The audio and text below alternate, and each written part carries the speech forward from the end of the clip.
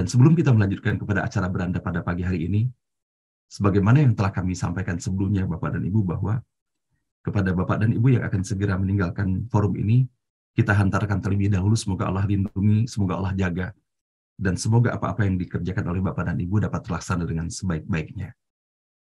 Dan semoga apa yang dilaksanakan oleh Bapak dan Ibu dalam limpahan rahmat, barokah, dan ridho Allah Subhanahu wa Ta'ala. Dan kepada Bapak dan Ibu yang memiliki kelonggaran waktunya, sebagaimana yang telah kami sampaikan bahwa hari ini, insya Allah menjadi bagian dari hari yang sangat istimewa pula bagi kita semuanya. Dengan adanya kesempatan, insya Allah sama-sama kita mendengarkan sharing yang akan disampaikan oleh sahabat kita semuanya, yaitu Ibu Dr. Rita Kusriastuti, Master of Science. Assalamualaikum warahmatullahi wabarakatuh, Ibu Rita. Waalaikumsalam warahmatullahi wabarakatuh, Pak Ustadz. Terima kasih. Ibu Rita, terima kasih sekali Ibu Rita, dan sekaligus perjumpaan pertama buat kita Ibu Rita. Betul. Pada hari ini, dan saya ingin menyampaikan terima kasih kepada Alhamdulillah. Ibu Dr. Indrawati dan kepada Ibu Winritola Betul. yang menjadi jembatan ya, menjadi wasilah ya Ibu Rita betul. Alhamdulillah pada pagi hari ini. Nah, Ibu Rita, sebagaimana Ibu Rita boleh jadi sudah pernah hadir juga di dalam acara NBO ini, kita memasuki acara beranda, dan pada saat ini kita masih bersama-sama 454 orang sahabat-sahabat kita semua. Nah, kepada Bapak dan Ibu, sebelum kita mendengarkan sharing dari beliau yang insya Allah akan sangat bermanfaat bagi kita semuanya, mohon izin saya ingin menyampaikan sekelumit ya tentang Ibu Rita. Katanya tak kenal maka tak sayang ya. Kita mengenal, insya Allah kita lebih bisa meresapi lagi materi yang beliau sampaikan, dan slide-slide-nya pun sudah ada, insya Allah nanti akan kami share kepada Bapak Ibu semuanya. Nama beliau Ibu Dr. Rita Kusriastuti, dan beliau tempat kelahiran Bandung, berarti dari Bandung, asli Bandung. Sumuhun, asli Sunda. Beliau kelahiran 1 Juni tahun 54. Kemudian beliau jabatan sekarang ini Ketua Umum P4I, mungkin nanti Ibu Rita bisa jelaskan, Kepala Bidang Ilmiah PWJ Kesehatan DKI Jakarta. Nah, kemudian instansi beliau pada saat ini adalah P4I, Perkumpulan Pemberantasan Penyakit Parasitik Indonesia. Dan kemudian berkantor di Percetakan Negara. Kemudian di sini pendidikan beliau S1 Fakultas Kedokteran FKU Atmajaya Jakarta. Kemudian S2 Epidemiologi dari FKM UI. Kemudian untuk S3-nya beliau mendapatkan gelar doktor dari Universitas Gadjah Mada pada tahun 2015. Nah, riwayat pendidikan beliau ini sangat menarik, mengawali dengan jabatan sebagai Kepala Puskesmas Penanggulangan KLB Dengu DKI Jakarta tahun 88, Kepala Seksi Subsidi Arbovirosis, membuat panduan dasawisma untuk P2 Dengu, Kepala P2 Subdirektorat Arbovirosis, kemudian Direktur P2B2 sampai 2013, kemudian bekerja di WHO, Searo sampai dengan 2014, konsultan kesehatan di UNDP 2016, konsultan OHTA, One Health Technical Advisor USAID 2016, konsultan kesehatan untuk ASEAN PKLN USAID 2020-2021. Dan kemudian pelatihan yang pernah diikuti banyak sesungguhnya, dan saya bacakan yang terakhir adalah pelatihan BCC di Thailand. Nah, inilah Bapak dan Ibu yang sama-sama kita baca dari beliau. Nah, baiklah Ibu Rita, kami akan memberikan keleluasaan kepada Ibu Rita di dalam menyampaikan presentasinya, dan mohon kesediaan pula nanti ada forum tanya jawabnya. Dan dikarenakan materi ini sangat penting, sehingga kepada Bapak dan Ibu apabila nanti ada pertanyaan sepanjang Ibu Rita cukup waktunya, kami akan memberikan seluas-luasnya kesempatan berinteraksi dengan beliau pada pagi hari ini. Baiklah Ibu Rita, kami persilakan. Terima kasih Pak Ustadz Hasan. Pertama-tama, Assalamualaikum warahmatullahi wabarakatuh. Secara khusus kepada Ustadz Muhammad Hasanuddin Thaib dan Ibu saya lihat hadir. Juga tentu kepada Prof. Suharyadi dan semua tim NBO ngaji bareng online yang hadir pada pagi hari ini. Tentu ibu-ibu dan bapak-bapak jamaah NBO semua, tentu salam kenal dari saya. Saya ini peminat atau baru hadir beberapa minggu ini, itu pun karena diundang oleh Ibu Win Ritola dan tadi Ibu Indrawati. Terima kasih sekali, ternyata pengajian NBO ini sangat-sangat menarik dan rasanya rugi kalau tidak mengikuti dari awal, dari tadi jam 5.30 saya mengikuti, dan insya Allah ke depannya tentu akan saya selalu mengikuti ini. Terima kasih sekali, tentu ini semua juga atas ridho dan karunia Allah Subhanahu wa Ta'ala yang melalui Pak Ustadz Hasan saya diundang kemari dan bisa bertemu dengan Bapak Ibu sekalian. Sungguh suatu kebanggaan dan juga kehormatan buat saya bisa berbicara di sini. Dan tadi Pak Ustadz juga mengatakan ini adalah suatu niat silaturahim yang sangat baik dan insya Allah juga ke depannya kita bisa terus bersilaturahim. Pak Ustadz izin apakah saya share screen atau dari tim? Baik, Bapak Ibu sekalian, untuk menyingkat waktu, kita sampaikan hal baru nih, istilah tadi Pak Ustadz mengatakan dengu. Memang ini bahasa ini agak sulit disampaikan, Pak. Bahasa Indonesia kita memakai dengwe, semua terbaca begitu, dengwe. Tetapi di internasional kita menyampaikannya denggi. Tetapi di teman-teman khususnya di mana ya, India dan teman-teman kita yang orang Jawa bilangnya memang dengu gitu ya. Jadi sama saja semua.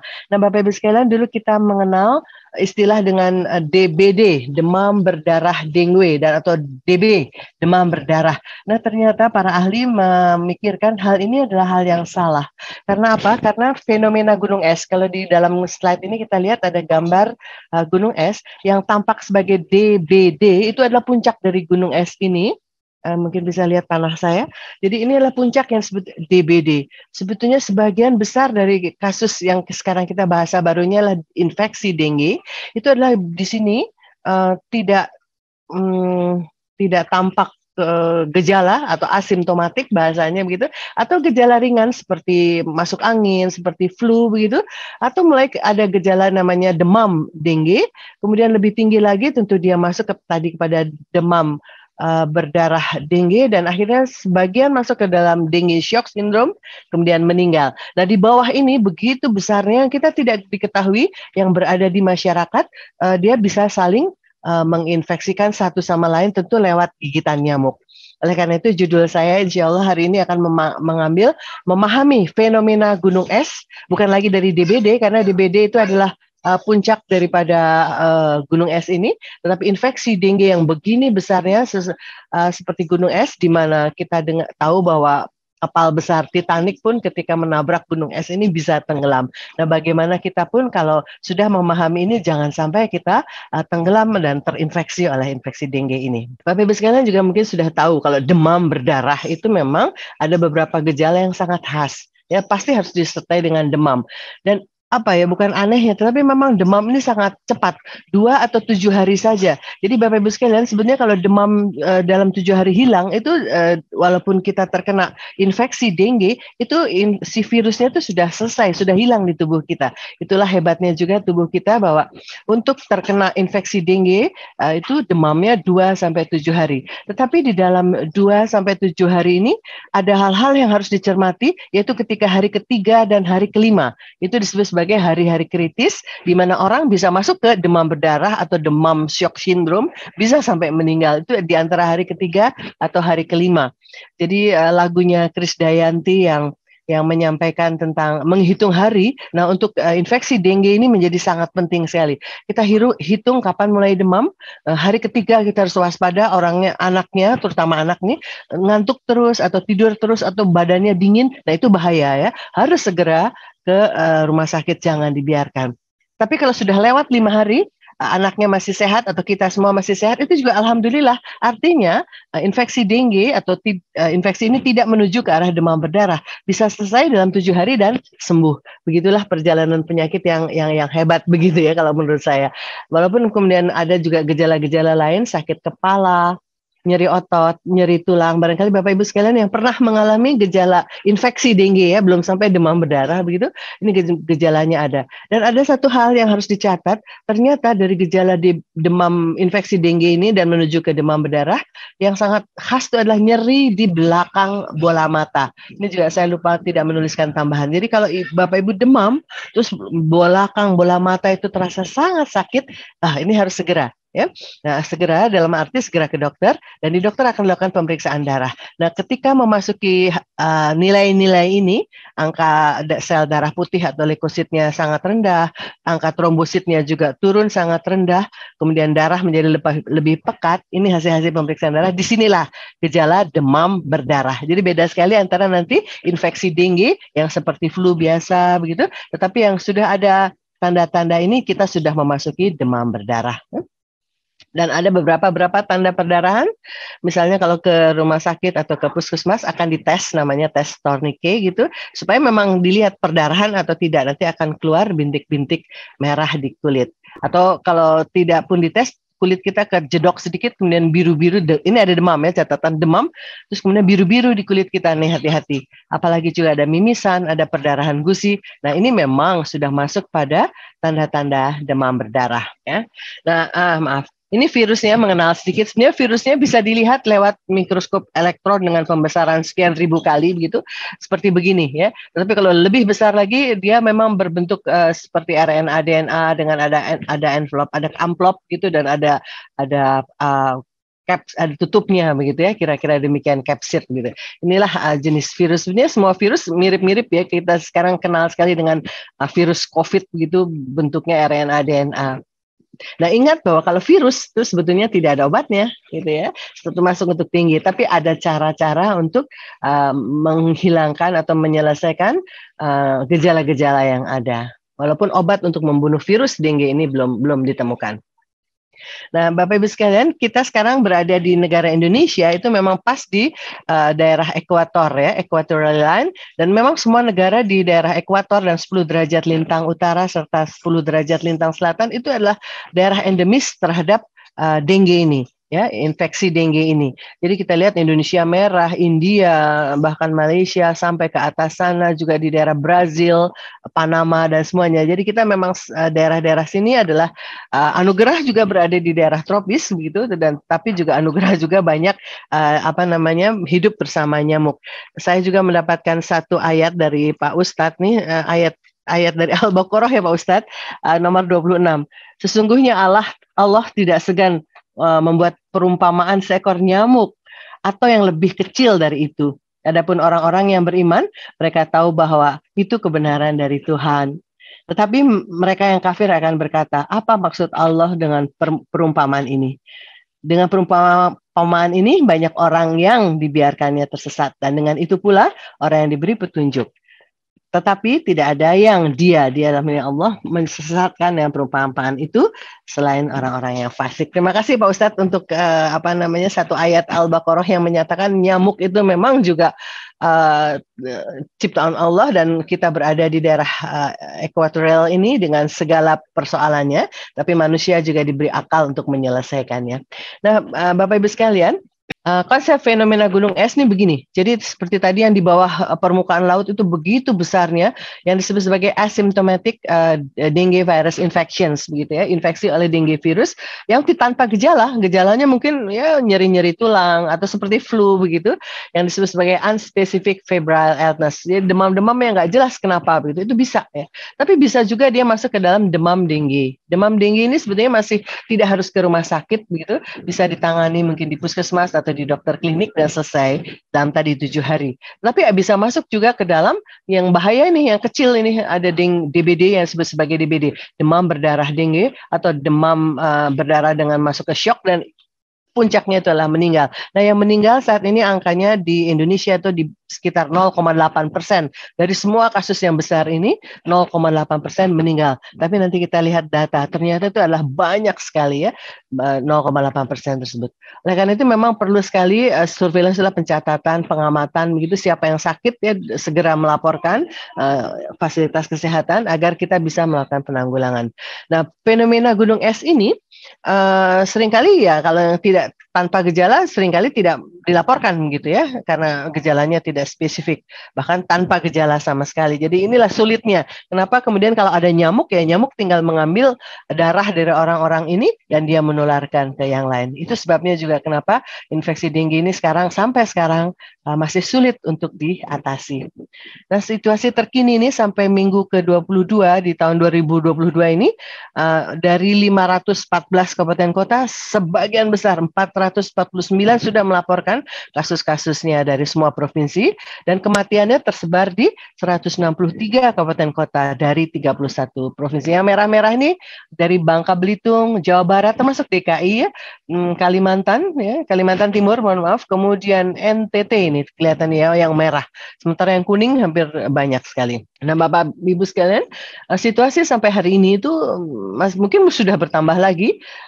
Kasus dengue di Indonesia termasuk DBD, demam berdarah, tercatat di Kementerian Kesehatan itu 45.387. Sementara kematian 432 orang. Nah, Bapak Ibu sekalian, kematian satu tahun nih, tahun 2022 ini sudah 432 orang. Dan itu sangat banyak ya, yang tadi saya sebut 0,8%. Nah, bayangkan, dan jangan bayangkan. Tapi kalau itu mengenai saudara kita, putra kita, tapi jangan sampai begitu. Nah, inilah akibat daripada banyaknya kasus dengue, sehingga banyak kematian. Lalu apa yang harus kita lakukan? Ya memang kita harus menekan kasus dengue supaya juga bisa menekan kematian. Nah, di mana saja kasus itu terbanyak? Ternyata di Jawa Baratnya tempat kita tinggal ya, termasuk DKI. Jawa Timur, Jawa Tengah, DKI Jakarta, Bali, dan selanjutnya ini yang merah. Sementara kematian juga sama. Di mana banyak kasus, di situ juga banyak kematian. Di Jawa Barat, Jawa Tengah, Jawa Timur. Walaupun angka kematian ini memang teman-teman dokter di sini juga hadir, harus bisa menangani, jangan sampai meninggal begitu ya. Mohon maaf kalau saya pakai istilah kematian, harusnya meninggal. Kita juga punya tujuan dari WHO sudah menetapkan bahwa nanti 2030 itu harus zero death. Tidak boleh ada lagi kematian karena demam berdarah. Jadi tahun-tahun ini 2020 kita mencapai 0,8% kematian. Nanti di 2023 besok nih harus setengahnya kematian kita turunkan. 2025 setengah dari setengahnya tadi. Kemudian 2030 mencapai zero death. Dan senang sekali saya diminta untuk berbicara di sini, di mana kita semua bisa melakukan sesuatu untuk mencegah kematian pada manusia gitu, pada saudara-saudara kita, agar tidak terjadi kematian karena dengue. Apa saja yang secara kritis, memang WHO mulai menganjurkan, ini hal yang baru nih, bagaimana kita mencegah supaya orang-orang itu tidak terkena dengue. Ternyata vaksin diberikan kepada populasi yang berisiko. Nah, saat ini memang dengue itu lebih berisiko pada anak. Makanya nanti vaksinasi walaupun belum menjadi program dari pemerintah, tapi sudah mulai diluncurkan dan sudah disetujui oleh BPOM, ada vaksin untuk dengue, walaupun masyarakat masih harus membeli sendiri, ya, harus dengan mandiri, dan harganya sekarang masih cukup mahal. Nah, ini yang pertama, kita bisa cegah dengan vaksin. Jadi beruntung bahwa sebenarnya dengue itu sudah ada vaksinnya, tetapi belum untuk semua manusia, semua umur gitu ya, masih pada umur tertentu. Di sini ada Prof. ahli vaksin juga hadir, saya lihat mungkin nanti bisa membantu saya ini menyampaikan tentang vaksin dengue.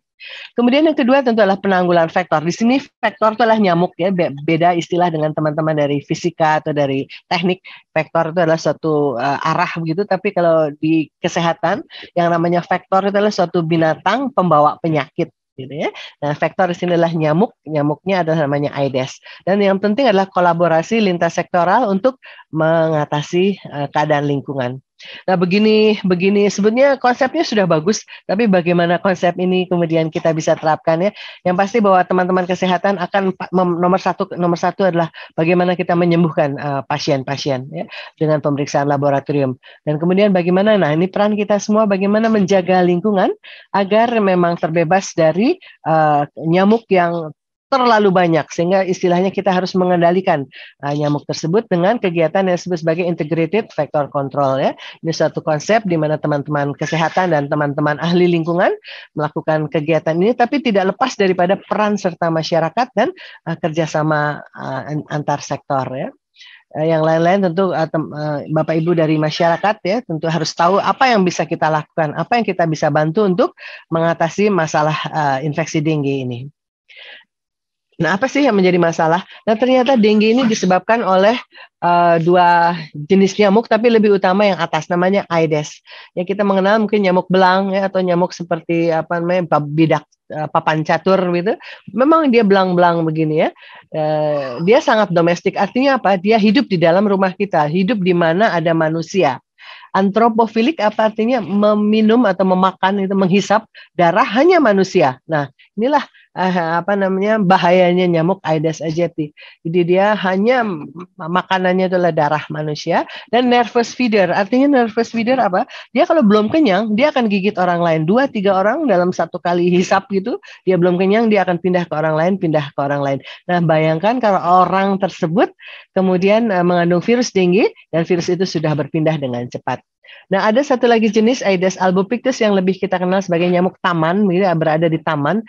Dia juga bisa membawa apa namanya virus dengue ya. Ketika memang virus Aedes aegypti tidak terlalu banyak di daerah situ, misalnya daerahnya lebih hijau gitu ya.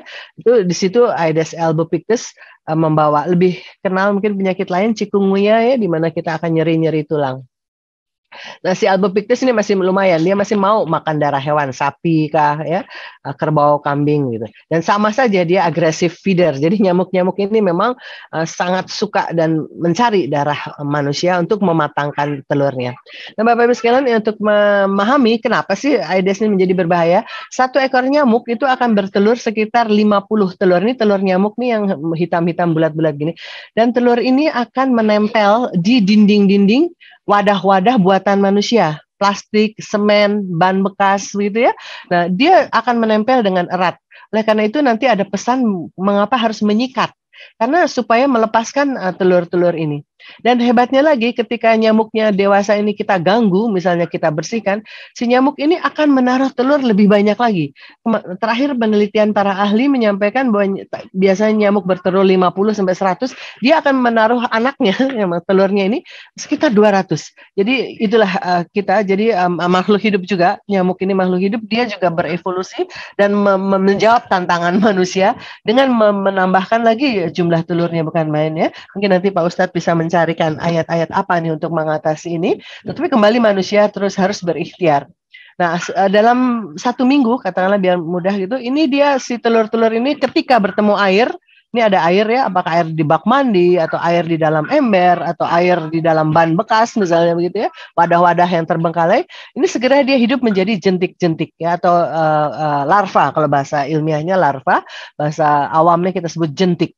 Makanya kemudian diciptakan juru pemantau jentik. Di mana ada jentik ini bersihkan saja, keringkan saja air-air ini. Dan jentik ini kemudian dalam beberapa hari itu dia akan menjadi pupa. Pupa itu berbentuk koma, dan dari pupa ini hanya 1-2 hari dia akan menjadi nyamuk dewasa. Nah, kita Bapak Ibu sekalian, sekarang ingin saya sampaikan konsep menyemprot. Penyemprotan itu hanya membunuh nyamuk dewasa yang sedang terbang atau yang sedang berada di alam terbuka begitu di dalam rumah. Tapi kalau dia bersembunyi di kolong meja, di kolong sofa, di kolong lemari, nyamuk ini akan terhindar dari asap insektisida dan dia bisa terbang lagi. Tapi jangan lupa ketika kita menyemprot ini, besok atau lusa akan lahir nyamuk-nyamuk baru yang dari pupa ini jumlahnya bisa ribuan gitu ya. Nah, oleh karena itu konsep pemberantasan sarang nyamuk ditawarkan bersamaan ketika ada kasus memang kasus positif dengue sudah demam berdarah misalnya, memang harus disemprot untuk membunuh nyamuk yang infected. Nah, dicari nih para ahli mengapa manusia menyimpan air? Rupanya memang karena suplai air tidak tersedia. Sehingga kalau setiap kita buka keran kemudian air akan tersedia, kita tidak perlu menyimpan air. Ternyata tidak semua demikian, ada yang tidak memiliki air, bahkan harus membeli di daerah-daerah Kalimantan sana atau Sumatera. Air itu sangat sulit sehingga memang mereka menampung air, menyimpan air untuk kebutuhan harian ya. Juga di area-area padat di mana manusia berurbanisasi di daerah urban begitu ya, seringkali mengumpulkan air. Belum rumah padat yang dibangun dari kayu. memang pola kultural kita di daerah iklim atau hangat lembab seperti Indonesia ini menyebabkan aktivitas kita mandi sehari 2 kali ya, dan sering juga mencuci baju karena keringat. Di luar negeri di daerah dingin sana mungkin kita mandi nggak perlu setiap hari ya, jadi sehingga juga tidak perlu sering mencuci baju karena tidak berkeringat. Nah, di Indonesia juga terdapat kebiasaan kita mandi rasanya enak kalau gebyur-gebyur gitu pakai gayung ya, dan kita memiliki bak mandi. Karena itu kami kadang-kadang bersama teman-teman insinyur bagaimana kalau rumah-rumah itu hanya menggunakan shower saja. Kita menampung air secukupnya dan sesudah mandi ember tersebut dibalikkan, dan itu di beberapa hotel dan rumah-rumah tentu sekarang sudah demikian. Tapi tidak semua rumah karena budaya Indonesia memang masih budaya kamar mandi kita kamar mandi basah, dan kita mandi adalah dengan gayung dan menampung air di bak mandi. Jangan lupa menyikat saja bak mandi secara rutin seminggu sekali. Melihat tadi pertumbuhan nyamuk tadi yang terus menaruh telurnya setiap minggu. Jadi Bapak Ibu sekalian, nyamuk ini makan sama seperti manusia, hanya sehari 2 kali tapi ya. Jam 6 pagi sampai jam 10. Jadi begitu kita membuka jendela, masuklah nyamuk Aedes ini. Kita lihat nyamuk belang ini dan siap dia mencari makan pada orang-orang yang diam. Jadi kalau kita hari-hari ini kita diam, duduk sambil nonton TV, baca koran, sambil ngemil, nah itulah nyamuk diam-diam menggigit entah di mana di bagian tubuh kita. Tapi kalau kita terus bergerak, dia tidak akan bisa menggigit kita. Demikian juga sore hari sekitar jam 4 sampai jam 6 dia mulai menggigit. Sesudah itu dia akan beristirahat di mana? Di pakaian-pakaian yang tergantung di kamar kita, di tempat-tempat yang lembab gitu ya. Dia menunggu lagi waktu-waktu dia makan jam-jam segini.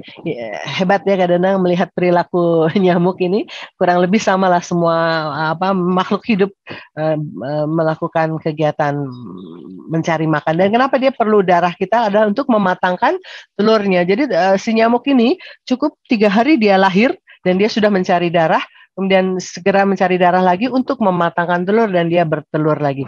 Siklus itu terjadi sepanjang hari, sepanjang tahun. Oleh karena itu, kita pun tidak boleh bosan untuk terus melakukan kebersihan, membersihkan, menyikat gitu. Nanti ada pesan 3M+ gitu yang harus dilakukan oleh kita semua. Nah, resiko yang lain adalah manusia datang ke kota, hidup berdesak-desakan ya. Disinilah kita seringkali lolos dalam mengamati betapa banyak air-air yang tertampung dan Bapak Ibu, orang-orang yang tinggal di sini itu sibuk sehingga tidak sempat membersihkan rumahnya begitu ya, sehingga air akan tertampung dan dialah menjadi penyebab nyamuk berkembang biak dan mengenai kita semua ya. Di samping itu juga tadi konsumerisme, penggunaan produk plastik tidak dapat dihindari ya. Kita semua menggunakan plastik botol, plastik gelas dan kita buang sembarangan karena air sedikit saja itu akan menjadi tempat perkembangbiakan nyamuk. Demikian juga daun-daunan, pohon-pohonan yang seperti nenas-nenas yang mempunyai ketiak begitu, dia juga bisa menampung air dan itu di situ nyamuk bisa berkembang biak. Bapak Ibu yang punya tanaman indah, hati-hati kalau punya tanaman yang berketiak, tolong dicek kalau ada airnya itu bisa menimbulkan tempat untuk perkembangbiakan nyamuk. Nah, pada musim hujan juga nyamuk ini akan lebih senang, lebih banyak lagi nyamuk, lebih banyak bertelur. Oleh karena itu kita harus lebih aktif lagi ketika musim hujan seperti sekarang ini Oktober, November, Desember nanti untuk melakukan kebersihan ya, karena si vektornya akan lebih aktif berbiak begitu ya kira-kira. Juga kalau temperatur tinggi ketika musim panas, siklusnya memang dia lebih pendek, tapi dia produksinya telur nyamuk lebih banyak. Ini hasil penelitian para ahli vektor ya, ahli nyamuk. Sehingga ketika kita tekan si nyamuknya atau ditekan oleh alam misalnya dengan suhu tinggi, dia mengeluarkan nyamuk lebih banyak, bisa sampai 200 ya. Kemudian dia meningkatkan gigitannya, artinya ingin cepat mematangkan telurnya. Jadi kita berhadapan dengan sebuah makhluk hidup yang boleh dikatakan pandai untuk juga menyiasati supaya dia tidak punah. Nah, lalu bagaimana strateginya? Ada banyak strategi, tetapi yang utama nomor 1 adalah kita mengatasi nyamuknya. Vektor adalah nyamuknya secara terintegrasi, baik pemerintah maupun masyarakatnya. Yang lain-lain barangkali juga para nakes akan terus dilatih, masyarakat dengan ibu kader juga akan terus dilatih begitu untuk membantu. Dan di UGM saat ini memang sedang ada penelitian terbaru menggunakan nyamuk berwolbachia. Wolbachia itulah sejenis makhluk juga yang ditanam atau ditanamkan di nyamuk sehingga si virus dengue itu tidak bisa tumbuh di nyamuk, dan ini sedang atau sudah selesai mungkin penelitiannya oleh teman-teman di UGM. Nah, bagaimana Bapak Ibu sekalian untuk kita bisa mengatasi nyamuk ini supaya tidak mengganggu kita, tidak menyebabkan penyakit pada manusia? Ada satu pesan namanya 3M+. M inilah kata kerja, menutup wadah-wadah, kemudian menguras wadah itu kalau memang dia menampung air, mengeringkan ya, dan MM yang lain makanya sebutnya plus gitu, mengeringkan atau membubuhkan zat tertentu gitu ya.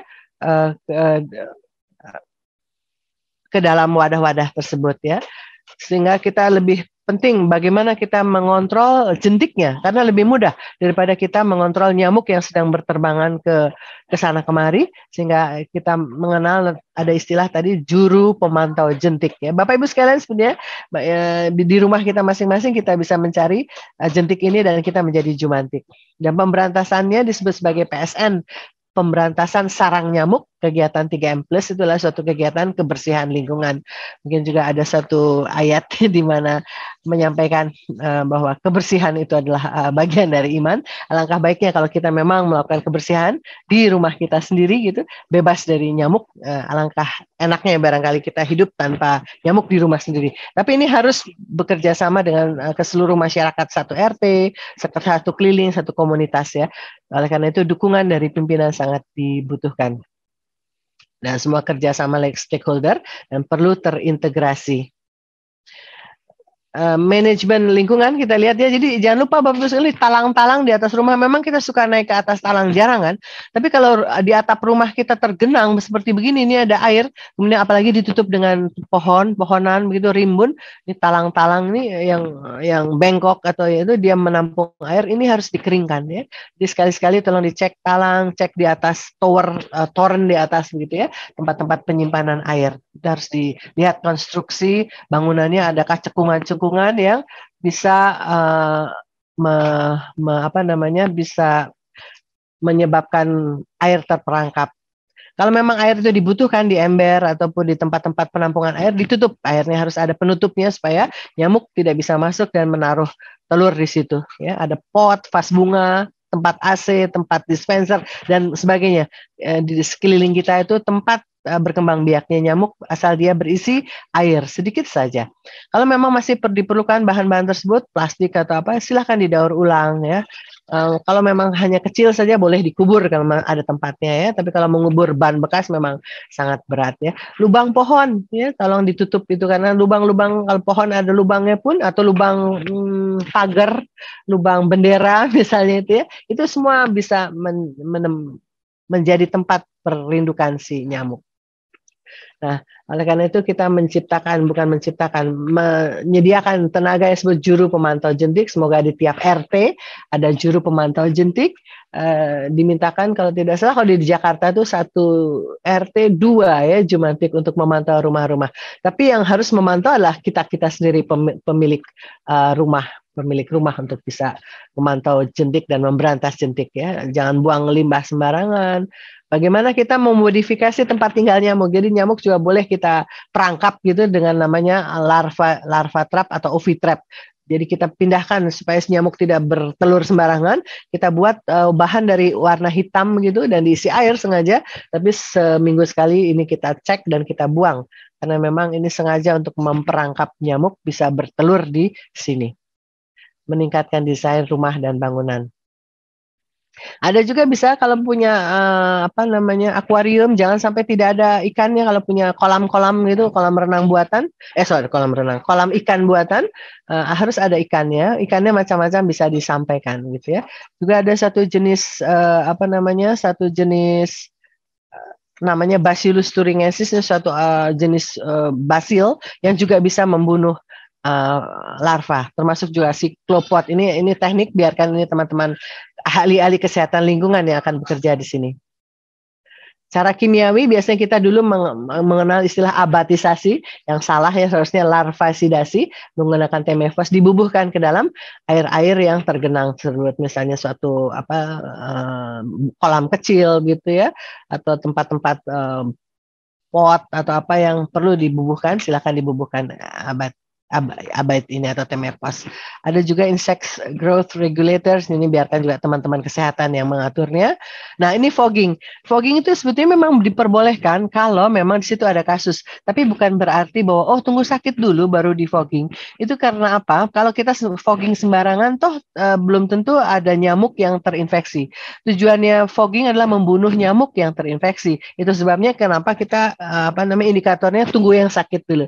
Tapi sebetulnya lebih baik adalah kita melakukan PSN tadi. Sebelum ada yang sakit, sebelum jadi nyamuk, dia masih dalam bentuk jentik, ayo kita bersihkan dahulu, kita keringkan saja air-air yang menggenang, atau kalau memang tidak bisa dikeringkan, tadi dibubuhkan dengan zat-zat kimiawi ini, atau pakai ikan yang tadi.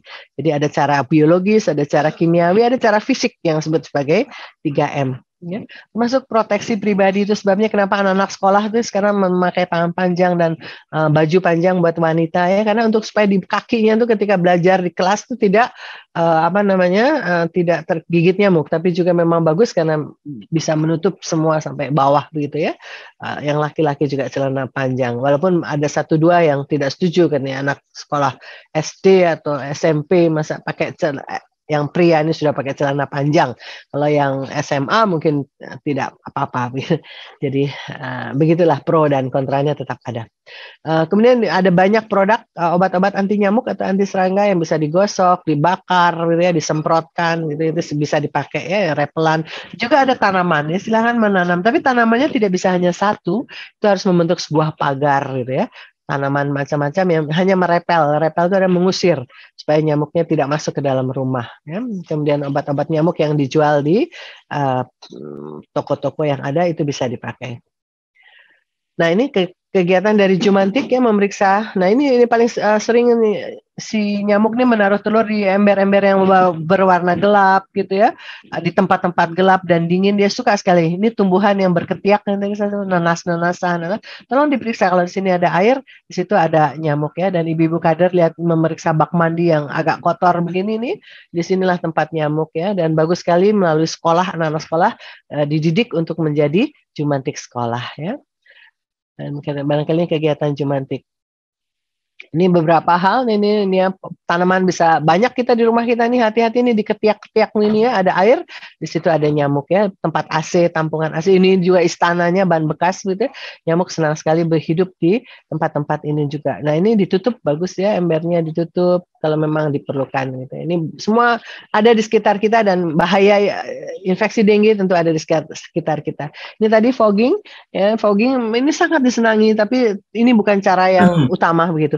Tapi masyarakat itu senang sekali bahwa kalau ada semprot itu. Padahal ini adalah satu memang meracuni lingkungan, dan kedua juga tidak ada gunanya kalau tidak ada kasus ya, sehingga kalau ada kasus baru diberikan fogging gitu ya. Tapi harus tetap disertai dengan PSN. Pemerintah menawarkan Pak Ustadz nih gerakan 1 rumah 1 Jumantik atau GIRIJ, gerakan 1 rumah 1 Jumantik. Artinya setiap kita di rumah ini masing-masing itu kita menjadi Jumantik, mencari jentik kalau bisa seminggu sekali, tapi secepatnya atau seminggu 2 kali juga boleh gitu ya. Sehingga peran serta masyarakat untuk mengendalikan nyamuk ini khususnya dalam dengue di lingkungan rumah sendiri itu sangat penting ya. Inilah salah satu upaya untuk menurunkan dengue, dan ini belum berjalan dengan baik Pak Ustadz. Jadi saya sangat senang sekali pada kesempatan ini bersama jamaah NBO menyampaikan informasi ini untuk bisa diteruskan bahwa ternyata kita semua itu berisiko untuk terkena dengue di rumah kita masing-masing, tapi kita juga bisa menyelesaikannya dengan memeriksa rumah kita apakah ada sarang-sarang nyamuk di rumah kita ya. Semoga GIRIJ atau gerakan 1 rumah 1 Jumantik ini menjadi budaya di setiap keluarga. Walaupun rumah itu tidak harus rumah kita, tetapi rumah itu bisa artinya sekolah, perkantoran, mohon izin misalnya pesantren, masjid, madrasah ya, kemudian sekolah-sekolah SD, SMP, SMA, ibtidaiyah gitu, itu menjadi bagian dari harus dilihat tempat ibadah ya, tidak hanya masjid tetapi juga tempat ibadah lainnya, pelabuhan-pelabuhan dan juga tempat-tempat umum di mana orang membuat sampah sembarangan, siapa yang menjadi tanggung jawab gitu ya. Oleh karena itu di setiap rumah, di sekolah atau di perkantoran atau di tempat ibadah itu diharapkan ada yang bertanggung jawab untuk mengawasi kegiatan PSN ini. Masih banyak, ini upaya ini adalah upaya permasalahan yang dihadapi oleh pemerintah Pak Ustadz dan Bapak Ibu sekalian, sehingga barangkali apa yang bisa kita bantu nih untuk dalam rangka penanggulangan dengue ini, ya. Benarkah masih kurang partisipasi masyarakat ya di rumah kita masing-masing? Karena masyarakat atau beberapa pemimpin itu lebih memilih fogging, lebih suka fogging gitu ya. Nah, deteksi dini kasus. Jadi begitu demam itu kalau kita curiga, saat ini memang sudah ada alat cepat yang disebut rapid diagnostic test atau RDT seperti RDT pada COVID, itu bisa ada di laboratorium ya. Itu bisa cepat sekali, namanya RDT NS1 gitu.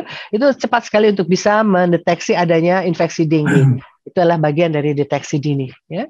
Yang lain-lain barangkali pekerjaan, ada Pokjanal, itu pekerjaan dari pemerintah, puskesmas, dan dinas kesehatan. Kurang komitmen dari pemerintah daerah. Memang kegiatan penanggulangan dengue ini juga harusnya sih dikoordinasi oleh pemerintah daerah, termasuk Pak Camat dan Pak Lurahnya ya, dalam mengimplementasikan GIRIJ. Nah, Kemenkes tentu ingin bahwa masyarakat kita semua membantu nih dalam GIRIJ, gerakan satu rumah satu jumantik, ada Pokjanal ya, kemudian penguatan laporan harus disampaikan dengan baik. Kesimpulannya, Pak Ustadz dan Bapak Ibu sekalian, jamaah NBO yang bisa saya sampaikan, memang sampai kali ini dengue masih menjadi masalah kesehatan masyarakat. Apalagi 2 tahun kemarin, dengue plus COVID itu mirip sekali. Gejala dengue dengan gejala COVID itu mirip ya, sehingga perlu keahlian para dokter nih untuk mendiagnosa dua-duanya. Ada satu orang, beberapa pasien yang dua-duanya kena. Dia kena COVID, dia juga kena dengue. Ya. Nah, salah satu yang bisa kita selesaikan agar kita tidak kena dengue yaitu tadi hati-hati terhadap adanya perkembangbiakan nyamuk di sekitar rumah kita, lakukan PSN ya. Oleh karena itu perlu penanganan menyelesaikan masalah dengue ini dengan peran serta masyarakat ya. Hal lain adalah perlu dilakukan inovasi, intervensi yang berkreativitas sesuai dengan situasi lokal di tempat Bapak Ibu sekalian. Dan pertanyaan yang terakhir, penggunaan vaksin dengue memang sudah dianjurkan oleh WHO dan sudah disetujui juga oleh BPOM Indonesia, tinggal masyarakat saat ini memang masih harus mandiri dalam penggunaan vaksin kalau mau divaksin dengue tersebut, tentu lewat dokter ya, harus lewat dokter. Ya, mungkin ini yang terakhir Pak Ustadz, terima kasih dari saya. Tetapi ada pesan yang terakhir dari saya ini, gimana membesarkannya kok jadi kecil? Sebentar. Balik lagi full screen lagi. Ya, balik ke full screen. Nah, inilah pesan terakhir dari saya, mungkin juga pesan terakhir dari Pak Ustadz, 3M ya Pak Ustadz. Yang penting adalah mulailah dari yang kecil gitu ya. Mulailah dari sekarang, dan yang terpenting mulailah dari diri sendiri. Bahkan di COVID 5M, silahkan. Jadi hati-hati terhadap dengue, hati-hati terhadap COVID. Sekian dari saya Pak Ustadz. Wabillahi taufiq wal hidayah. Wassalamualaikum warahmatullahi wabarakatuh. Waalaikumsalam warahmatullahi wabarakatuh. Masya Allah, terima kasih Ibu Rita atas sharing yang disampaikan pada pagi hari ini. Kami merasakan bahwa tidak saja Ibu Rita memang sangat menguasai ya ilmu-ilmu mengenai dengue ini ya, namun juga cara penyajian dan penyampaiannya begitu lugasnya dan begitu jelasnya. Nah, sehingga insya Allah para peserta pun menjadi bersemangat di dalam mengikuti presentasi ini. Nah, baiklah Ibu Rita, kita ada beberapa pertanyaan juga yang sudah terhantarkan di kolom kita ini. Saya mencoba scroll saja ke atas pertanyaan yang ada. Kami mencoba di sini dari Ibu Ismaila Murti. Beliau menanyakan apa beda gejala dengue dengan infeksi cikungunya, karena vektornya sama. Satu ya, kami jawab ya, Ibu Ismaira. Ya, Ibu Ismaila. Ismaila, terima kasih pertanyaannya Ibu. Ya betul, dengue dan cikungunya sama vektornya Ibu. Ibu tahu sekali Aedes ya, baik Aedes aegypti maupun Aedes albopictus. Memang berbeda dari jenis virusnya saja sudah beda. Yang satu namanya virus dengue, yang satu virus cikungunya. Gejalanya pun berbeda, tetapi awalnya sama persis, demam. Awalnya adalah sama, demam, tetapi kemudian membedakannya nanti dari laboratorium Ibu, di mana pada cikungunya itu tidak ada gejala tadi, trombosit yang menurun, kalau menuju ke demam berdarah, dan kemudian tadi hematokrit atau kekentalan darah itu tidak ada, kebocoran-kebocoran, perdarahan-perdarahan tidak ada. Cikungunya itu nanti Ibu lebih ke arah tulang-tulang yang sakit. Ibu pernah kena cikungunya, itu tulangnya sakitnya bukan main, di tulang-tulang sendi. Ya, itu lebih sakit daripada dengue. Kalau dengue greges, nyeri tulang ada. Tapi kalau cikungunya itu sakitnya bukan main, terutama kalau mengenai tulang pinggang. Makanya dulu disebut sebagai demam Pak Raden, karena kita berjalan akan terbungkuk-bungkuk seperti Pak Raden begitu. Dan itu berjalannya sakitnya itu berlainan setiap orang. Ada yang seminggu sembuh, ada yang sampai 2 minggu sampai 1 bulan itu nyeri tulangnya itu tidak sembuh-sembuh. Ya, ada yang sampai 6 bulan bahkan. Jadi itulah bedanya. Chikungunya memang virusnya beda, kemudian gejalanya pun akan beda ya, akan tambah. Dan kedua, chikungunya itu lebih sering menyerang satu RT, bukan satu RT, satu lingkungan gitu ya. Jadi kalau satu rumah kena, nanti depan belakang itu kena. Kalau dengue tidak, mungkin satu hanya 2-3 orang, adik kakak bisa kena di rumah atau belakang rumah gitu. Tapi kalau chikungunya khas sekali, bisa satu desa kadang-kadang kena ya. Itu chikungunya. Begitu Pak Ustadz, Pak Oke, Ibu, baik. terima kasih. Baik, terima kasih Bu Rita. Pertanyaan berikutnya, coba kita scroll lagi. Dari Pak Zulkarnain, beliau mau menanyakan cara menurunkan leukosit itu apa? Karena beliau sudah dikasih obat oleh dokter spesialis hematologi dan analogi minum obat yang disebutnya Gleevec. Apakah ada cara lain agar biar cepat turun leukositnya? Nah, sekarang leukosit beliau 5,7. Itu saja pertanyaan, apakah ini terkait dengan silakan Ibu. Iya.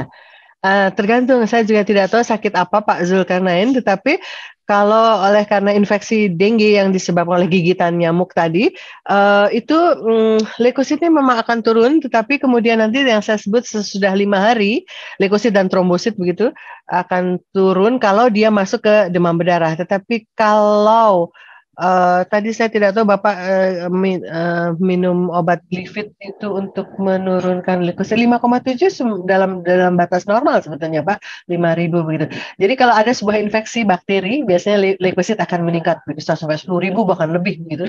Tetapi kalau infeksi virus ini awalnya dia akan turun selama beberapa hari bersamaan dengan trombosit kalau untuk demam berdarah begitu ya. Kalau demam berdarah trombosit akan turun di hari ketiga sampai hari kelima. Itu yang harus diwaspadai karena penurunan trombosit yang amat sangat juga tadi menimbulkan perdarahan-perdarahan di tubuh kita. Jadi Pak Ustadz, izin untuk Pak Zulkarnain, barangkali penurunan trombosit yang Bapak alami apakah itu karena dengue atau karena memang penyakit lain? Ya, saran saya tetap berobat pada dokter yang mengobati Pak Zulkarnain. Berikutnya Bu Rita dari Ibu Anur Erawati. Beliau menanyakan apakah dengue masih bisa hidup dalam tubuh orang yang darahnya relatif basah, yaitu di atas 6,5 atau 7. Bisa Bu, jadi dengue itu sekali masuk ke tubuh kita, ya dia akan terus tadi merusak seperti sistem kekebalan dan sistem pembuluh darah utamanya, sehingga pembuluh darah buat gampang ya dalam bahasa awam, sehingga pembuluh darah kita bolong-bolong begitu, itu yang menyebabkan kebocoran dari plasmanya bukan darahnya. Jadi tidak terpengaruh dengan berapa pH basa atau asam di tubuh kita, darah kita begitu. Sekali kita tergigit oleh nyamuk Aedes yang mengandung virus dengue dan dia masuk ke dalam tubuh kita, itu juga tergantung tubuh kita Ibu. Tadi ada bisa tanpa gejala, asimptomatik. Kita ada virus dengue tapi kita kuat gitu tanpa gejala. Paling ada rasa gerges atau demam-demam sedikit seperti flu, nyeri-nyeri tulang. Ada yang dengan gejala timbul lemah, lesu gitu dan udah 2 hari minum obat panas tidak turun-turun. Nah itu hati-hati ya. Jadi demamnya dengue ini demam tinggi dan ketika minum mohon maaf Panadol gitu ya tidak turun. Nah itu khas sekali juga bahwa panasnya tidak turun oleh obat-obatan. Itu dengue ya. Jadi hati-hati Ibu. Begitu Pak Ustadz. Oke, baik. Ibu Rita, kalau misalnya kita perhatikan dalam kolom chat ini, Ya. seperti tidak ada lagi pertanyaan yang Baik. disampaikan. Ya. Dan kita undang saja sekarang ini berikut ini kepada Prof. Suaryadi. Pada Prof. Suaryadi, mohon kiranya berkenan untuk mengunmute-kan audionya, Prof. Terima kasih, Pak Hasanuddin, Ibu Dr. Rita Kusriyati, yang kami hormati semua, Bapak Ibu sekalian, peserta ngaji bareng online yang masih bertahan 300 lebih. Assalamualaikum warahmatullahi wabarakatuh. Waalaikumsalam warahmatullahi wabarakatuh. Terima kasih Ibu Dr. Rita atas penjelasan tentang fenomena gunung es, infeksi dengue, dan cara pencegahannya yang sangat jelas dan mudah dipahami, walaupun tentu tidak mudah dilaksanakan. Karena yang dengue ini sudah menjadi penyakit masyarakat dan terus musiman ya. Iya. Musim tertentu dengue banyak. Iya. Nggak ada. Anak saya sendiri yang nomor 1 itu 2 kali kena dengue. Oh. Dan parah banget kok pada waktu itu. Cemas sekali lah, masih kecil, agak dewasa kena lagi. Jadi memang bisa berkali-kali kena ya rupanya ya. Iya, bisa 4 kali, Prof. Saya tadi tidak menyampaikan bahwa dengue itu ada 4 serotype, 1, 2, 3, 4, dan di Indonesia terbanyak tuh 3 dan 2, sehingga satu orang bisa terkena 4 kali atau satu orang bisa 2 virus langsung masuk. Nggih, betul. Makin beda-beda ya. Nggih, makin kena sering makin parah memang, betul. Oh iya. Makanya yang keduanya parah banget, lebih parah. Betul. Ya. Ya, artinya ini saya kira para peserta ngaji bareng online juga punya pengalaman, apakah diri sendiri, saudara, atau putra-putrinya yang pernah terkena ya, karena ini memang penyakit yang menghinggapi siapapun ya, tidak mengenal kelas-kelas ya, kelas bawah, kelas ya, itu semua kena dengue ini. Dan saya kira penjelasan Ibu menyebabkan kita lebih waspada ya, paling tidak ya. Dan waspada dan menyebarkan pada lingkungan kita masing-masing. Apalagi tadi ada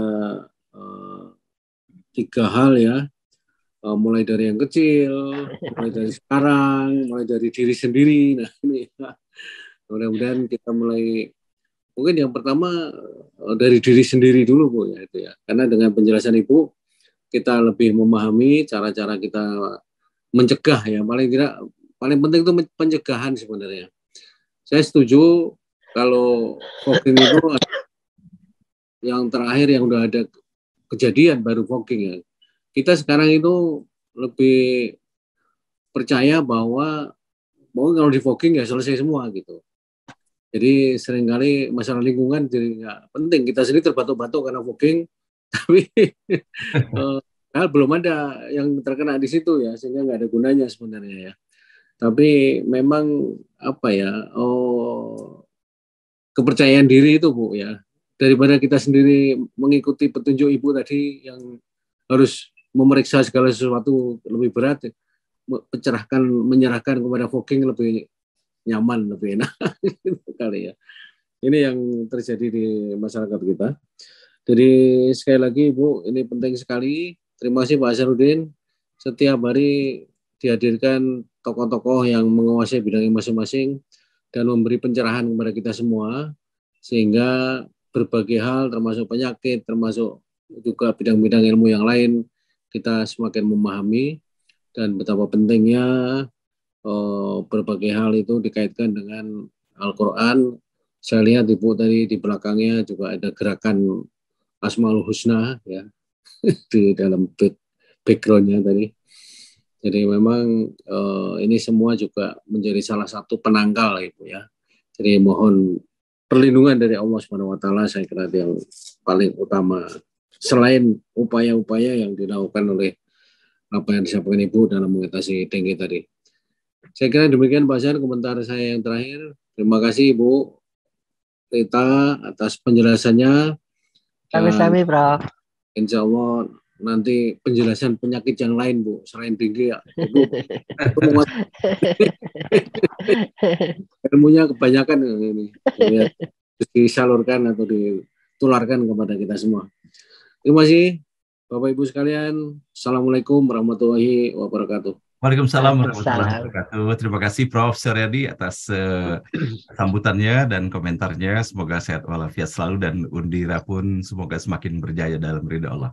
Nah, Bapak dan Ibu yang berbahagia, kita ada pertanyaan lagi nih Ibu Rita. Iya Pak, mari Pak. Oleh Mr. Samsung. Iya. Namun sebelum kita membacakan pertanyaan beliau, saya ingin mengundang hadir berkomentar nih seseorang yang telah menjembatani silaturahim dengan Ibu Rita. Kepada Ibu Indrawati, kami persilakan Ibu Indrawati untuk menyampaikan komentarnya. Silakan. Bismillahirrahmanirrahim. Terima kasih Pak Ustadz Hasanuddin dan Prof.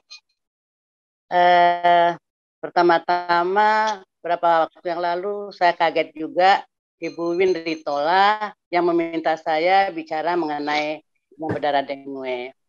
Kebetulan kami pensiunan kesehatan dari Dinas Kesehatan DKI, ada wadah yang namanya Perkumpulan Werda Tamajaya Unit Dinas Kesehatan DKI Jakarta. Di dalamnya terdapat para pensiunan tenaga kesehatan yang bekerja di DKI, mulai dari pekaryanya sampai profesornya.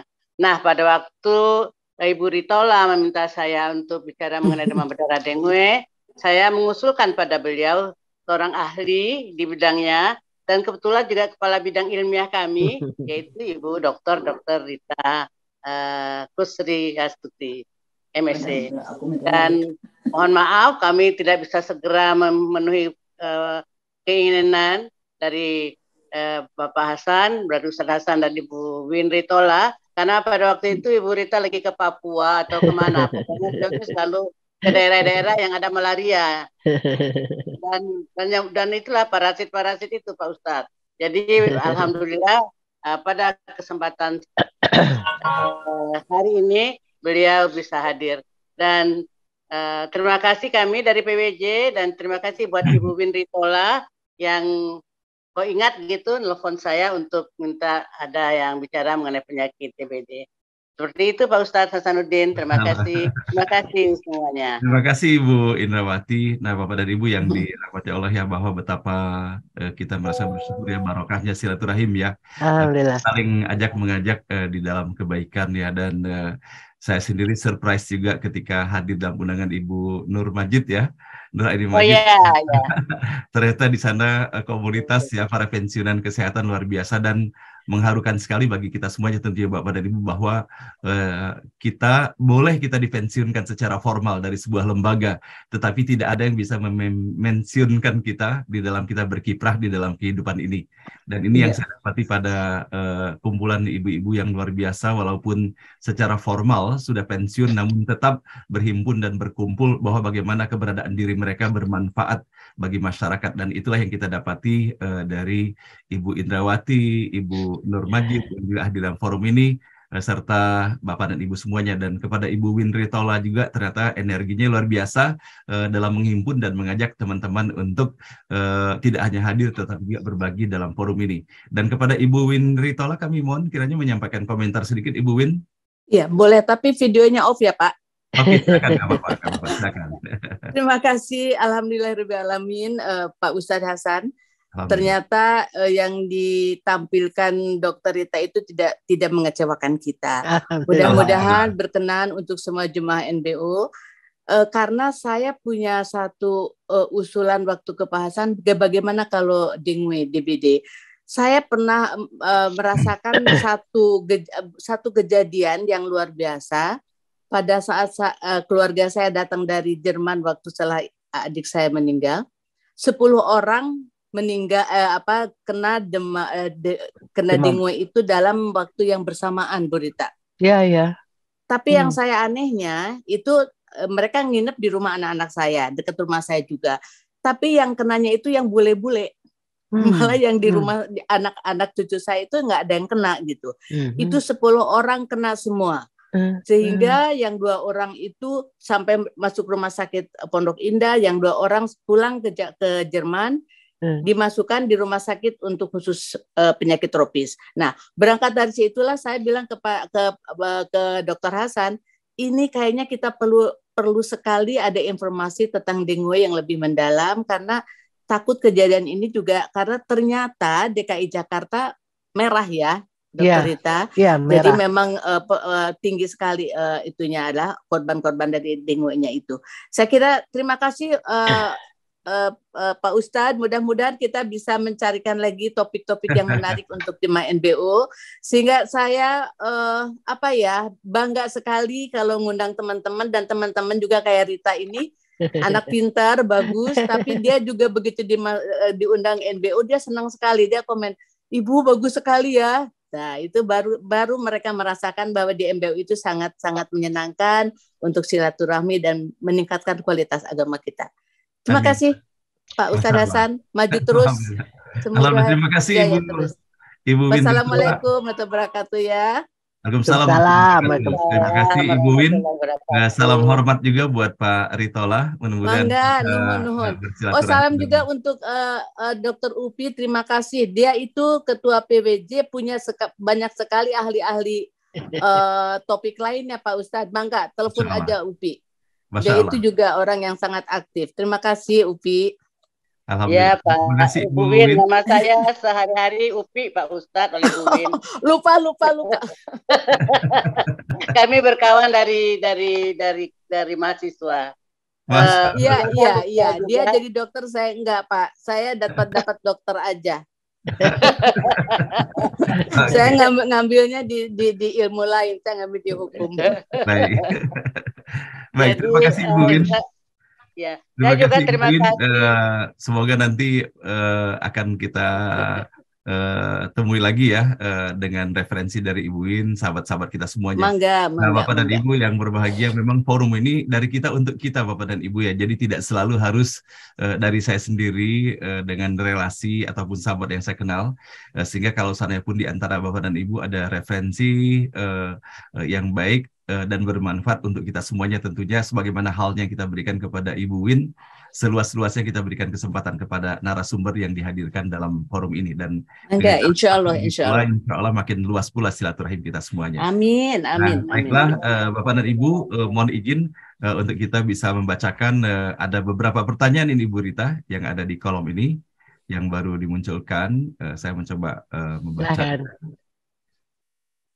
tadi. Dari ini nggak ada namanya tapi hanya disebut Samsung ya, jadi Friska kalau nggak salah di bawah dia ada 2 pertanyaan Bapak. Oke, beliau ada 2 pertanyaan. Yang pertama, beliau pernah mendengar bahwa ketika kita melakukan fogging, apabila fogging dilakukan terlalu sering di wilayah kita, maka akan membuat nyamuk yang berada di wilayah itu menjadi kebal terhadap fogging yang sama. Apakah hal ini benar demikian? Nah, kemudian pertanyaan beliau berikutnya adalah, apakah benar sekali kita terinfeksi demam berdarah, maka bila kita terkena DB lagi, maka kena yang kedua dan selanjutnya itu akan lebih parah daripada yang pertama? Ini saja yang pertanyaan beliau, Ibu Rita. Ya. Baik, Pak Ustadz dan Bu Friska, kalau tidak salah tadi tulis namanya di bawah. Betul, jadi memang saya sekali lagi ingatkan, nyamuk itu kan makhluk hidup dan dia menciptakan kekebalan juga di dalam tubuhnya. Oleh karena itu makin sering dia disemprot begitu, anak-anaknya bahkan sampai ke generasi bawahnya juga menimbulkan mengembangkan kekebalan dalam tubuhnya terhadap insektisida. Jadi zat yang untuk penyemprot namanya insektisida. Begitu. Nah, kemudian manusia, orang penyemprot nih, petugas penyemprot menaikkan dosisnya lagi. Jadi bayangkan seharusnya dosisnya cukup misalnya 0,5 gram, tapi nyamuknya nggak mati, dia naikkan menjadi 1 gram. Jadi dosis itu makin lama juga meracuni manusia. Jadi betul Bu Friska, jadi makin sering disemprot wilayahnya, daerah itu sebetulnya nyamuknya tertawa itu, oke, saya tahan gitu ya terhadap dosis sekian. Nah, si petugas ini kemudian melihat kok nyamuknya masih berterbangan, dosisnya dia naikkan. Padahal tidak boleh, harusnya ada dosis yang aman buat manusia. Nah, yang terjadi sekarang begitu nih, Prof. Suharyadi juga mohon dipahami, ini petugas-petugas yang ada penyemprot tuh harus dimonitor betul berapa dosis memakai dosis insektisida, tidak boleh sembarangan. Bahkan yang lebih gawat lagi, dia campurkan beberapa insektisida yang sehingga disebut sebagai koktail insektisida supaya nyamuknya mati. Bahkan ditantang oleh masyarakat, bukan hanya nyamuk tetapi kecoa. Bapak Ibu kan senang sekali ketika disemprot kecoa semua mati. Bayangkan kecoa saja mati disemprot, nyamuknya apalagi, manusianya yang teracuni. Jadi memang sebaiknya tinggalkan di kepala nih bahwa kalau demam berdarah semprot. Nomor 1, kalau kena demam berdarah memang harus disemprot karena kita akan membunuh nyamuknya. Tapi nomor 1 adalah lakukan PSN. Bersihkan dulu rumah kita, jangan-jangan memang rumah kita banyak nyamuknya. Hari ini disemprot, besok juga sudah ada nyamuk lagi. Jadi sebetulnya penyemprotan itu memang diperlukan untuk membunuh nyamuk yang terinfeksi, tetapi juga yang terpenting adalah anak-anak nyamuk yang dilahirkan atau disimpan oleh dia, kemudian besok atau lusa akan lahir menjadi nyamuk-nyamuk baru, itu yang harus kita bersihkan. Dan pertanyaan kedua, Mbak Bu Friska, betul tadi Pak Profesor Suharyadi juga sudah menyampaikan putranya kena kedua kali lebih berat. Ya, karena memang virus ini ada 4 serotype 1, 2, 3, dan 4. Kita bisa terkena 4 kali seorang nih selama hidupnya. Dan makin pernah kita kena mungkin asimptomatik atau tanpa gejala atau gejala ringan. Kapan lagi kena lagi, setahun lagi, 2 tahun lagi, atau 3 tahun kena lagi, itu lebih berat. Nah, itu bahaya terutama pada anak ya. Pada anak itu yang bisa menjadi dengue shock syndrome dan akhirnya meninggal. Itu yang paling bahaya ya. Jadi memang perlu catatan sejarah kita pernah kena dengue, sehingga kalau kena dengue lagi, para dokter yang di rumah sakit pun pasti akan mulai waspada, karena gejala reaksi di tubuh, itu namanya reaksi tubuh tuh mengenal, oh saya dulu pernah kena dengue, sudah punya imunitas, tapi kemudian masuk dengue tipe lain, itu imunitasnya ibaratnya perang kalau gampang ya, perang di tubuh kita menimbulkan lebih banyak lagi kerusakan di dalam tubuh, kebocoran dan perdarahan dan gejala lebih berat. Dan itu betul sekali Bu Friska. Demikian gejala penyakit demam berdarah, kalau itu demam berdarah di tubuh kita. Terima kasih Pak Ustadz. Baik. Ibu Rita, berikutnya ada pertanyaan dari Ibu Dewi. Saya terlewatkan, sudah disampaikan jam 7.20 tadi itu. Beliau mohon penjelasan jadwal vaksin DHF untuk anak. Oke, ya vaksin DHF atau vaksin dengue itu sekarang sudah ada di beberapa rumah sakit swasta dan swasta ya, artinya harus membayar sendiri. Itu jadwalnya 6 bulan sekali untuk anak usia 9 tahun sampai 16 tahun saja, tidak untuk semua orang. Jadi hanya untuk anak usia 9 tahun dan 16 tahun, itu jadwalnya 6 bulan sekali, Ibu.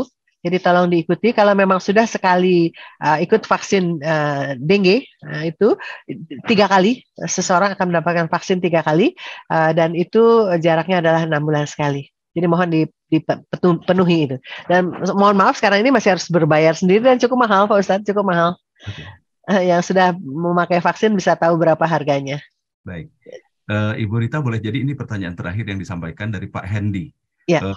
Beliau menyampaikan kalau kondisi kita kan cukup jauh dari puskesmas atau dari kota, sehingga tidak mungkin kita bisa melaksanakan pemeriksaan darah secara langsung apabila kita mengalami sakit ya. Nah, sehingga bagaimana cara praktis untuk membedakan bahwa kita kena DBD ataukah tipes sebetulnya? Gitu.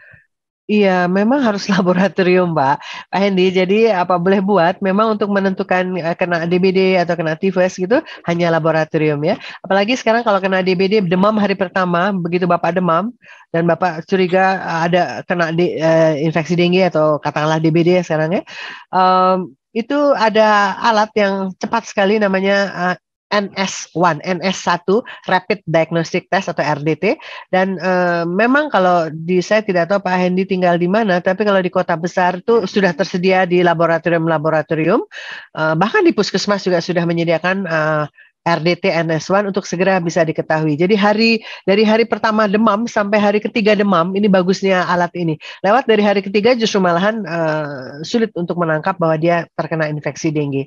Jadi memang sebaiknya harus dengan laboratorium, Pak Hendy, tidak bisa dikira-kira gitu. Ya, jadi memang ya harus mencari, harus berjalan ke puskesmas atau rumah sakit terdekat atau dokter klinik terdekat. Begitu, Pak. Masya Allah. Baik Ibu Rita, sepertinya kita sampai ke penghujung acara ini, dan mudah-mudahan ini menjadi episode pertama dan akan ada episode berikutnya Ibu Rita ya. Insyaallah. Dengan topik-topik kesehatan lainnya, mudah-mudahan Ibu Rita berkenan lah untuk berbagi untuk kita semua. Insyaallah. Nah, Bapak dan Ibu yang dirahmati Allah, betapa bersyukur dan bahagianya kita pada hari ini ya. Tidak saja kita mendapatkan nikmat ya dengan ilmu-ilmu terkait dengan masalah dengue. Ini pertama kali saya menyebutkan dengue. Dengue, betul itu. Boleh dengue juga nggak apa-apa, Pak. Dengue, boleh. Nah, jadi kita mendapatkan ilmu ya bahwa bagaimana keberadaan daripada nyamuk-nyamuk yang bisa menjadi perantara ya untuk hadirnya virus-virus dengue ini sendiri, dan juga kita utamanya nikmat silaturahim ya, bahwa betapa silaturahim dengan Ibu Rita, dan mudah-mudahan nanti akan semakin meluas lagi silaturahim kita. Alhamdulillah.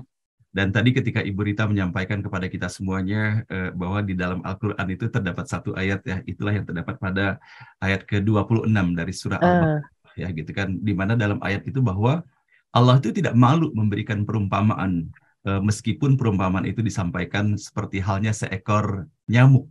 Nah, dalam hal ini dalam pengertian apa bahwa nyamuk itu kan dipandang kecil, dipandang lemah, dipandang tidak berdaya, dipandang tidak bermanfaat gitu kan. Tetapi Allah memberikan perumpamaan itu dan nama nyamuk itu ada di dalam Al-Qur'an. Nah, maka tentunya tidak akan mungkin segala sesuatu itu terjadi tanpa ada pesan dan makna yang terkandung di dalamnya.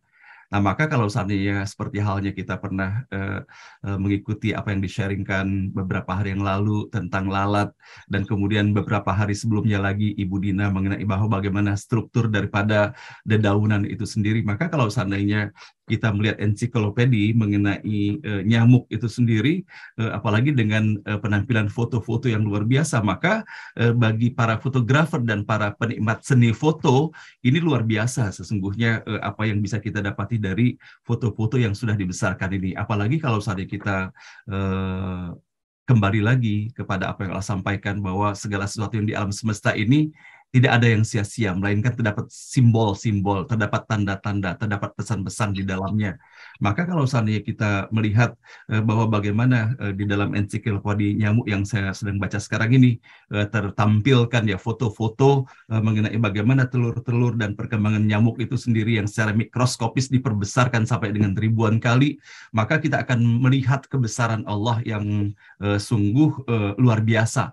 Nah, sehingga ketika kita melihat segala sesuatu yang dihadirkan ini, sebagaimana tadi Ibu Rita telah menampilkan bahwa bagaimana proses telurnya, bagaimana posisi dalam air, maka hal itu adalah suatu hal yang tidak akan mungkin ada seorang anak manusia, seluruh manusia pun melakukannya, tidak akan mungkin bisa melakukan seperti apa yang telah Allah hadirkan melalui fenomena kehidupan nyamuk itu sendiri. Maka pada akhirnya segala tanda-tanda yang Allah hadirkan untuk kita semuanya adalah untuk menjadi iktibar kita, untuk menjadi peringatan bagi kita semuanya bahwa Allah kasih sayang kepada kita semuanya.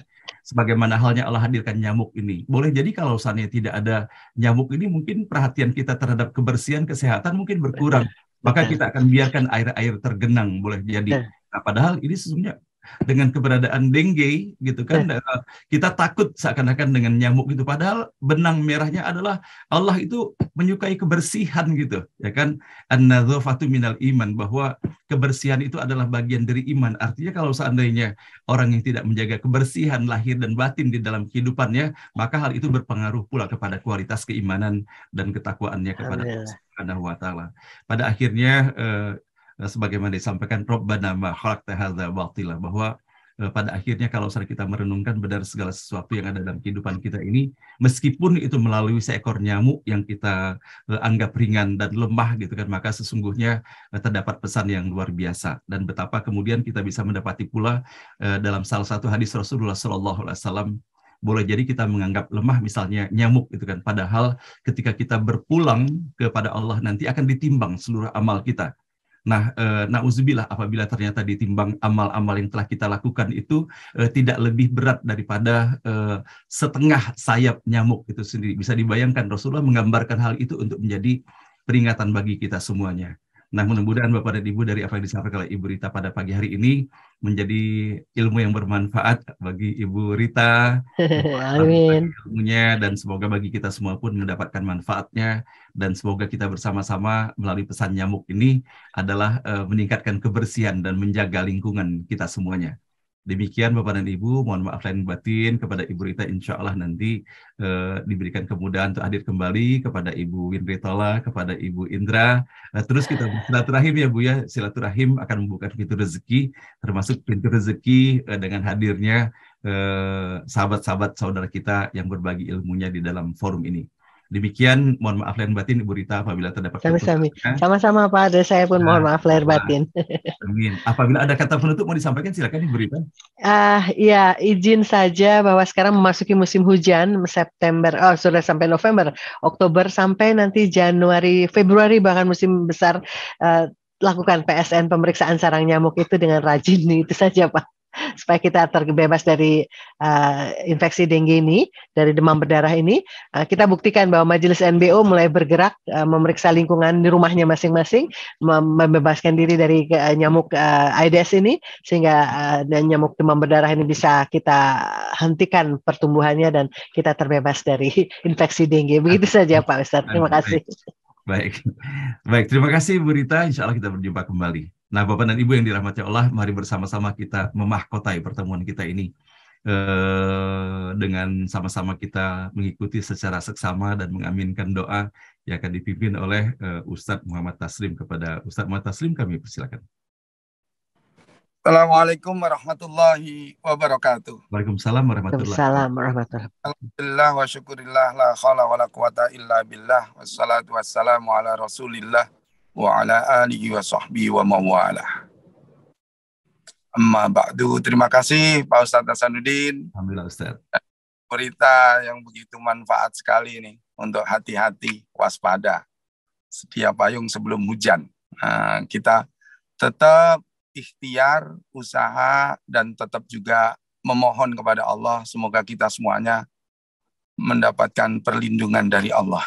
A'udzubillahi minasyaitonir rajim. Bismillahirrahmanirrahim. Hamdan hamidin, hamdan naimin, hamdan syakirin, hamdan yuwafi yukafil mazida. Ya Rabbana lakal hamd kama yanbaghi lil karim wa 'azim sultan. Allahumma shalli ala sayyidina Muhammad wa ala alihi wa sahbihi wa tabi'in bi ihsan ila yaumil. Ya Allah, ya Khaliqul, ya Bari'ul, ya Musawwirul Qahhar.